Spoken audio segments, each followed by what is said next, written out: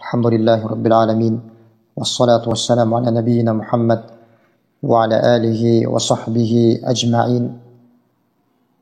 Allah subhanahu wa ta'ala insanlar menen jinderdi bul dүйнөгө жаратып, алардан бир эле нерсени талап кылды. Ал нерсе, ал заттын Allah subhanahu wa ta'alanın жалгыз өзүнө гана сыйынуу. Жана андан башка жалган кудайларды таштап четтенүү. Бир эле ушул нерсени талап кылды Allah subhanahu wa ta'ala. Аллах Таала өзүнүн сөзүндө Куранда айткандай: "Ва ма халактул джинна вал инса илля лиябудун." Мен инсандар менен жиндерди жалгыз өзүмө гана ибадат кылуулары үчүн жараттым деп. Аллах Таала инсандар менен жиндерден бул нерседен башка эч бир нерсени талап кылган жок. Ошондуктан да Аллах субханаху ва таала ал заттын өзүнө гана сыйынып, таухид жолун карманып, ал затка эч бир нерсени ширик кошпой өлгөн адамга түбөлүктүү бейишти убадалаган. Ал эми кимде ким ал заттын жалгыздыгына ыйман келтирбестен жана ал затка мушрик болуп, ширк амалдарды жасап, ширк абалында, мушрик абалында өлгөн адамга Аллах сактасын, акыретте түбөлүктүү тозокту убадалаган. Ал адамга эч бир адамдын пайдасы тийбейт кыямат күнү. Эч бир шапаатчынын, эч бир салих адамдын, эч бир аулиялардын жада калса, эч бир пайгамбарлардын шапаатынын пайдасы тийбейт. Анткени шапаат, колдоо бир гана таухид жолун карманып, Аллахтын өзүнө гана сыйынган адамдарга пайдасын берет. Пайгамбарыбыз саллаллаху алейхи ва саллям хадисинде айткандай: Пайгамбарыбыз хадисинде менин шапаатым Аллах Таалага ширик кошпогон адамга болот деген. Ибрахим алейхиссалам Аллахтын халили болгон, таухид ээлеринин имамы болгон, пайгамбарлардын атасы болгон пайгамбар Ибрахим алейхиссалам мушрик болуп, буттарга сыйынып жүрүп өлгөн өз атасы Азарга пайдасын бере албайт. Имам Бухари рахимахулла өзүнүн сахихинде алып келет, Абу Хурайра радиаллаху анхудан. Пайгамбарыбыз саллаллаху алейхи ва саллям айтат: "Ялqa Ибрахиму абаху Азара яумал кияма ва аля вajhi Азара қатара ва габара."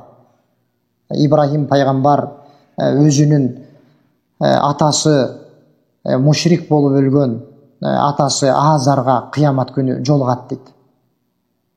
Атасы ушунчалык кор болгон абалда болот дейт.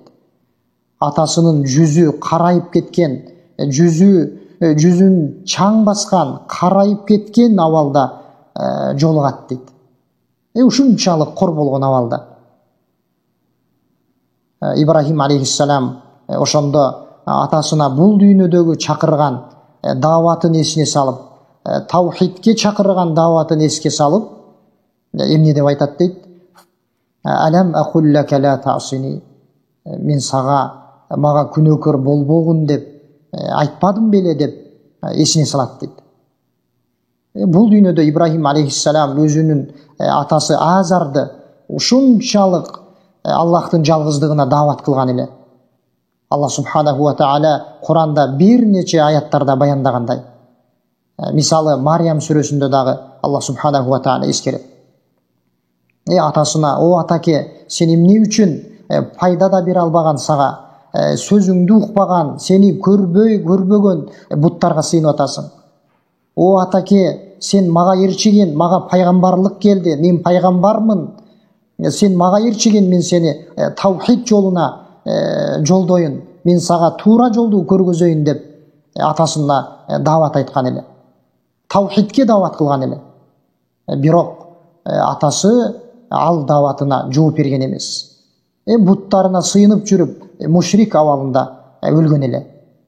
Ошол атасына, пайгамбар саллаллаху алейхи ва саллям бул жерде айтып атат, ошол атасына Азарга кыямат күнү жолугат деп атат. Атасы ушунчалык кор болгон абалда болот дейт. Ошондо баласы пайгамбар Ибрахим алейхиссалам мен мага күнөөкөр болбогун деп айтпадым беле деп эсине салат дейт. Ошондо атасы мына бүгүн мен сага күнөөкөр болбойм деп айтат дейт. Бирок ал күндө ыйман пайда берсе гана. Ал күндө эч кимдин ыйманы пайда бербейт бир тууган. Анткени бул дүйнөдө ыйман келтирген жок. Ыйман качан пайда берет?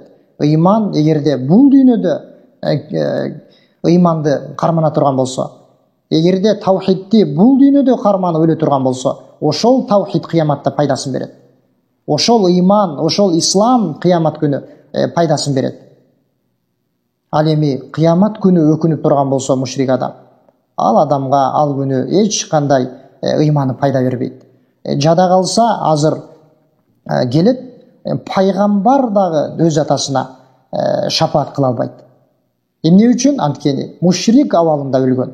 Аллах Таалага ширк кылып, Аллахтан башка кудайларга сыйынып жүрүп өлгөн.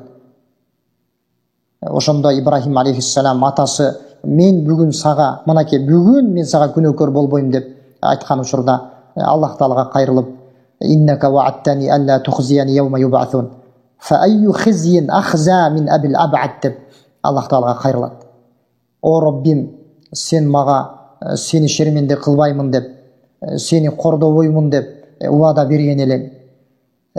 Аллахтын рахматынан узакташып турган атамдан өткөн, кор болуп Аллахтын рахматынан узакташып турган атамдан өткөн дагы мага кандай кордук бар? Мындан өткөн дагы мен үчүн кандай шерменделик бар деп Аллах Таалага кайрылат. Ошондо Аллах субханаху ва тааланын жообу инни харрамтул джанната алал кафирин. Мен бейишти капырларга арам кылганмын деп. Мына ушундай болот. Мен бейишти капырларга, мушриктерге арам кылганмын, арам кылдым деп айтат дейт. Ошондо Ибрахим алейхиссаламдын кыйналып турганы ошол мезгилдеги атасынын абалын көрүп, бир аз жеңилдесин деп алымдар айткандай. Ошондо Ибрахим алейхиссаламдын атасы Азарды Аллах субханаху ва таала ошол учурда эркек өзүнүн канына боелгон чөөгө айландырып жиберет дейт. Бир аз Ибрахимдин көңүлү бир аз көтөрүлсүн деп, атасын эмнеге айландырат деп атат? Өз канына буланган эркек чөбөрүгө айландырып жиберет дейт. Анан ошол чөбөрүнү буттарынан кармалып барылып тозокко ташталат дейт. Ушунчалык алымдар айткандай, ушунчалык эң эле жиркеничтүү болгон айбанга, жаныбарга айландырып жиберет дейт.